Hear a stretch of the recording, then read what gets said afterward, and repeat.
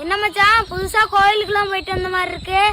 அது ஒண்ணும் இல்ல மச்சான், குடும்பத்துல பிரச்சனை, அதான் கோயிலுக்கு போய் பிரச்சனையை தீர்த்து வை, எங்களுக்கு பணத்தை கொடு அப்படின்னு கடவுள்கிட்ட வெட்டிட்டு இருந்தேன்.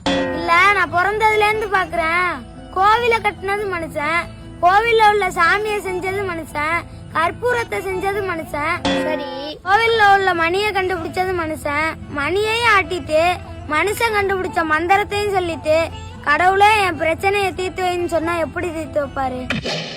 கடவுள் நமக்கு என்னதான் கொடுக்கல, வானத்தை கொடுத்தாரு, நீரை கொடுத்தாரு, நெருப்பை கொடுத்தாரு, இந்த இயற்கையை ரசிக்கிறதுக்கு கண்ணு கொடுத்தாரு, மூக்கு கொடுத்தாரு, காது கொடுத்தாரு, உழைச்சு சாப்பிட 2 கையை கொடுத்தாரு.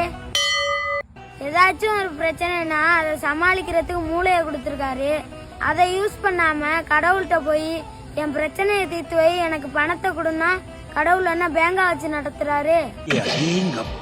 இல்ல, நான் தெரியாம தான் கேக்குறேன். 24 மணி நேரமும் கடவுளே நினைச்சுக்கிட்டு இருக்கிய, உனக்கு ஏதாவது முடியலைன்னா கடவுளா அந்த ஆஸ்பத்திரி கூட்டிட்டு போறாரு?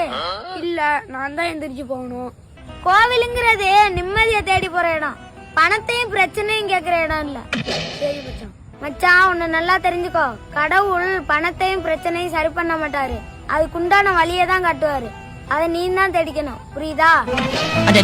நோட் பண்ணுங்கப்பா, நோட் பண்ணுங்கப்பா, பின்றாம்பா பின்றாம்பா.